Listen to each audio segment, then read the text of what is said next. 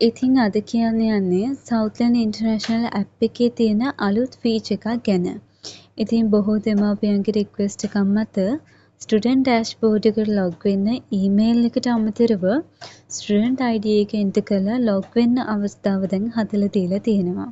ඉතින් ඒ ෆීචර් එක ගැන තමයි අද මම කියන්න යන්නේ.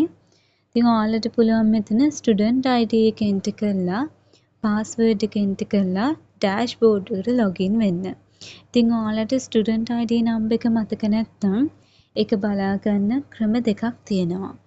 එකක් තමයි ඔයාලා සවුත්ලන්ඩ් ඉන්ටර්නැෂනල් ඇප් එකට රෙජිස්ටර් වුණ දවසේ ඊමේල් එකක් විදිහට ඔයාලගේ ස්ටුඩන්ට් ID නම්බර් එක ඇවිල්ලා නැති.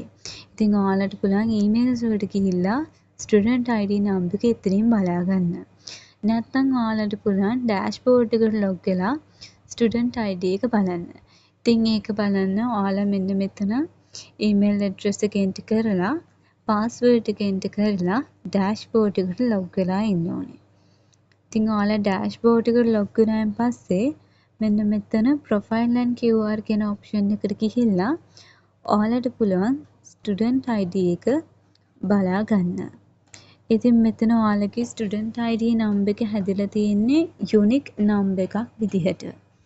ඒ කියන්නේ මෙතන ඔයාලා මතක තියාගන්න ඕනේ අන්තිම ඉලක්කම් 4 විතරයි. මොකද අපි කලින් ගත්ත තින් SIS කියලා කියන්නේ Southern Information System කියන එක. එතකොට PO කියලා කියන්නේ පොකුණු විට. එතකොට ඊළඟට තියෙන year එක 2026. ඒක ඇවිල්ලා ඔයාලා Southland International app එකට රෙජිස්ටර් වුණ year එක. ඉතින් ඒ ටික ඇවිල්ලා යුනික් නම්බර්ස් ටිකක් හන්දා ඔයාලට මතක තියාගන්න උනේ මෙන්න මේ අන්තිමට තියෙන ඩිජිට්ස් 4 විතරයි. ඉතින් ඔයාලට පුළුවන් මෙතනින් ස්ටුඩන්ට් ID නම්බර් එක බලාගෙන මෙන්න මෙතන ඊමේල් එක වෙනුවට ස්ටුඩන්ට් ID නම්බර් එක එන්ටර් කරලා ඔයාලගේ පාස්වර්ඩ් එක එන්ටර් කරලා ඩෑෂ්බෝඩ් එකට ලොග් වෙන්න.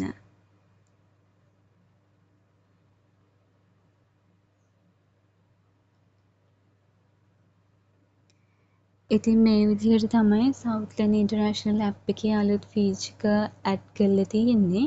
ඉතින් ඔයාලට පුළුවන් දැන් ඊමේල් එකට අමතරව ස්ටුඩන්ට් ID එකත් එන්ටර් කරලා ඩෑෂ්බෝඩ් එකට ලොගින් වෙන්න.